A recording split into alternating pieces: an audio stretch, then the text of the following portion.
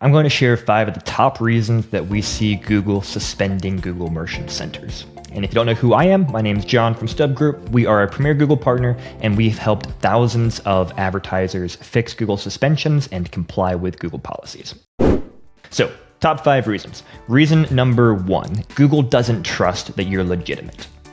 There could be a couple of factors here. It could be you're a brand new business, you just purchased your domain, there are no reviews about you online, there's no history, and Google is not sure if you're legit or if you're just a fly-by-night operator trying to scam people. And so you're going to want to try and collect reviews, put as much credibility and information on your website as possible, build out your About Us page, things like that to show that you are legitimate. Could also be an issue where maybe you do have reviews, but they are negative. Google doesn't like that either. And so you want to look at your digital footprint, be responding professionally to negative and positive reviews and things like that.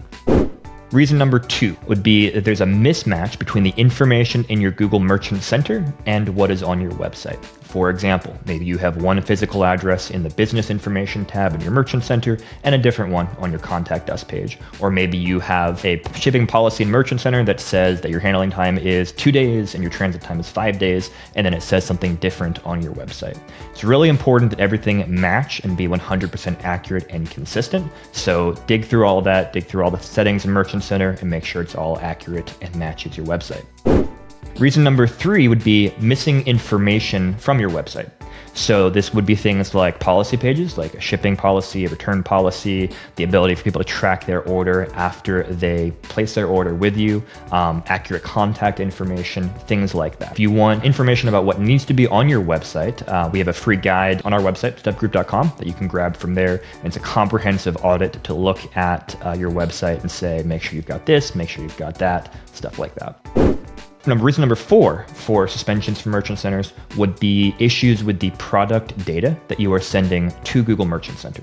So if you have incorrect pricing, this kind of falls into the mismatch, but let's say you have a sale price that shows in your product feed that doesn't show on the product page, or let's say that you have a variant in your product feed with a particular price, but then someone clicks on the link, goes to the product page on your website, and they see the parent product with a different price. Those are things that could be a problem. Also, if you're sending inaccurate or made up GTIN numbers to Google as part of your feed, that's another thing. That would be an inaccurate issue with your data that could cause Google to suspend you. So really dig into the product data in the feed that you're sending to Merchant Center and make sure everything is good and checks out and it is accurate.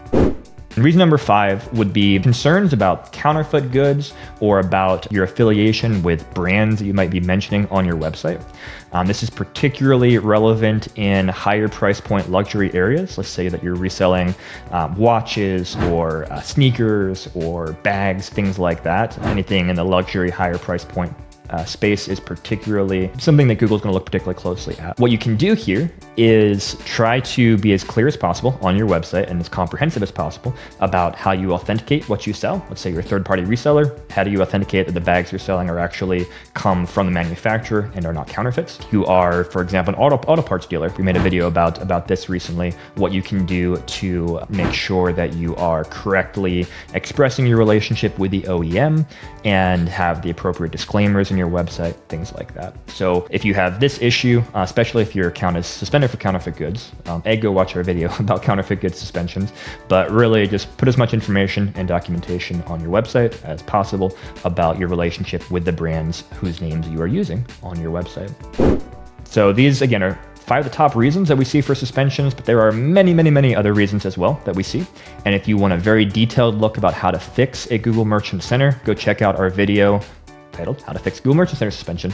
And we dig into the 4 things that you need to audit on your Merchant Center and your website and elsewhere, and strategies for what to do to fix the issues that you may find and hopefully reinstate your Merchant Center. And if you want to hire the experts to do this for you, please reach out through StubGroup.com and we'd love to help.